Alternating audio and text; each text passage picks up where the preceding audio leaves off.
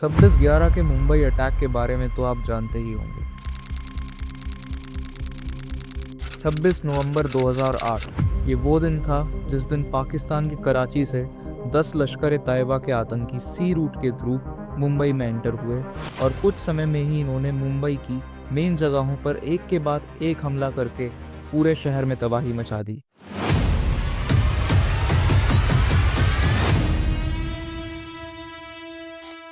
उन्हीं में से एक जगह थी मुंबई का कामा हॉस्पिटल। सीएसटी स्टेशन, जो कि मुंबई की लाइफलाइन माना जाता है, वहां पर अंधाधुंध फायरिंग करके कई लोगों को जख्मी और मौत के घाट उतारने के बाद दो आतंकी, जिनका नाम अबू इस्माइल खान और अजमल आमिर कसाब था, सीएसटी स्टेशन से निकलकर पुलिस की फायरिंग से बचते हुए कामा हॉस्पिटल के पीछे वाली लेन में घुस जाते हैं और हॉस्पिटल के गेट पर खड़े दो सिक्योरिटी गार्ड्स को मारकर हॉस्पिटल के अंदर चले जाते हैं। जबकि ये उनके प्लान का हिस्सा नहीं था, पर फिर भी वो वहां घुसकर फायरिंग शुरू कर देते। पर कामा हॉस्पिटल का स्टाफ उन्हें अंदर आते हुए देख लेता है और तभी समझदारी दिखाते हुए वे सभी पेशेंट वार्ड लॉक कर देते हैं और पूरे हॉस्पिटल की लाइट्स भी बंद कर देते हैं। उस समय हॉस्पिटल का पूरा स्टाफ अपने पेशेंट्स की जान बचाने के लिए अपना 100% देने के लिए तैयार था। इस समय अंजलि कुलठे, जो कि कामा हॉस्पिटल की एक नर्स थी, उन्होंने बहादुरी दिखाते हुए 20 प्रेग्नेंट लेडीज़ की जान बचाई, जिनमें से एक की उस रात सेफ डिलीवरी भी हुई। इसी बीच पुलिस ऑफिसर्स की एक टीम, जिसको लीड कर रहे थे आईपीएस ऑफिसर सदानंद दत्त, 10 बजे अपने घर से निकलते हैं और मालाबार हिल पुलिस स्टेशन से ऑटोमेटिक वेपन और बुलेट प्रूफ जैकेट लेकर 6 और ऑफिसर्स के साथ कामा हॉस्पिटल के लिए निकल जाते हैं और 11 बजे कामा हॉस्पिटल पहुंच भी जाते हैं। उन्हें कामा हॉस्पिटल के एंट्रेंस गेट पर ही 2 डेड बॉडीज़ दिखती हैं और तभी हॉस्पिटल का एक स्टाफ मेंबर उनको बताता है कि अटैकर्स 4th फ्लोर के मैटरनिटी वार्ड के पास हैं। उस समय उन्हें नहीं पता था कि ये एक टेररिस्ट अटैक है।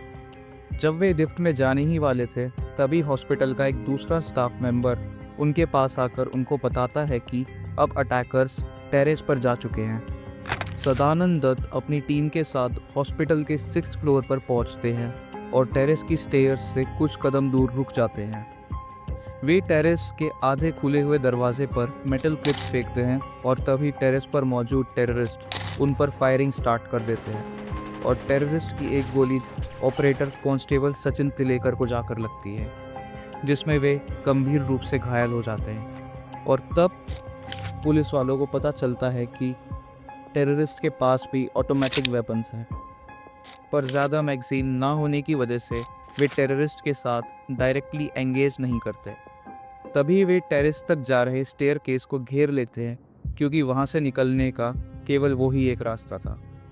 और अपनी पोजीशंस लेने के बाद वे अपनी सिचुएशन के बारे में कंट्रोल रूम को भी बता देते हैं। कुछ मिनट बाद वे एक हॉस्पिटल स्टाफ मेंबर को सीढ़ियों से नीचे आता देखते हैं और तभी वो स्टाफ मेंबर उनको बताता है कि दोनों आतंकी उसके पीछे हैं। तभी सदानंद दत्त उनकी तरफ एक वार्निंग शॉट फायर करते हैं, जिस वजह से दोनों आतंकी वापस टेरेस पर भाग जाते हैं और उस हॉस्पिटल के स्टाफ को रेस्क्यू कर लिया जाता है। वो स्टाफ मेंबर ऑफिसर्स को बताता है कि उन्होंने ऊपर कई लोगों को हॉस्टेज बना रखा है, जिसमें हॉस्पिटल के डॉक्टर्स भी हैं। वे बात कर ही रहे थे कि तभी टेररिस्ट उनकी तरफ एक ग्रेनेड फेंक देते हैं, जो उनसे 2.5 फीट दूर गिरता है, जिसमें सब इंस्पेक्टर प्रकाश मोरे की मौके पर ही मौत हो जाती है और बाकी टीम गंभीर रूप से घायल हो जाती है। ग्रेनेड के स्प्लिंटर्स सदानंद दत्त को भी जाकर लगते हैं, जिससे वे भी गंभीर रूप से घायल हो जाते हैं। पर सदानंद दत्त अपनी सारी हिम्मत जुटाते हैं और अपनी बाकी टीम को वापस चले जाने को कहते हैं, क्योंकि वे अब फायरिंग करने की हालत में नहीं थे। दत्त उन्हें रीइंफोर्समेंट्स लाने के लिए भी कहते हैं और तब तक दोनों आतंकियों से दत्त अकेले लड़ने का फैसला लेते हैं।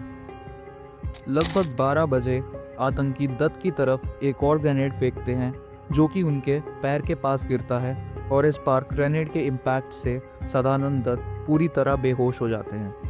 कुछ समय बाद जब उन्हें दोबारा होश आता है, तब वे देखते हैं कि आतंकी सभी हॉस्टेजेस को टेरेस पर ही छोड़कर 5th फ्लोर की स्टेयर केस से नीचे जा रहे हैं और तभी दत्त उन पर फायरिंग कर देते हैं और दत्त की गोली आतंकी अबू इस्माइल को लगती है, जिससे वो घायल हो जाता है।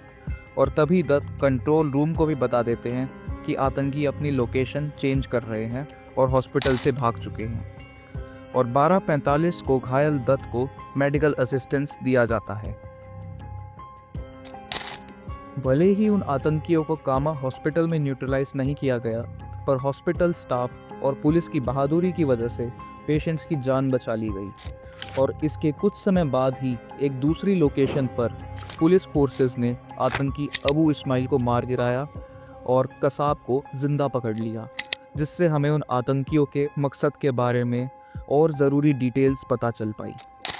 कामा हॉस्पिटल के इस अटैक में आतंकियों ने 4 लोगों की हत्या करी, जिनमें 2 सिक्योरिटी गार्ड्स, सब इंस्पेक्टर प्रकाश मोरे और एक हॉस्पिटल वर्कर शामिल थे। और जैसा कि आप सब जानते हैं, मुंबई की अलग अलग जगहों पर घंटों तक आतंकियों का सामना करने के बाद फोर्सेस ने 9 आतंकियों को मार गिराया और कसाब, जिसको जिंदा पकड़ लिया गया था, उसको भी 21 मार्च 2012 को फांसी दे दी जाती है।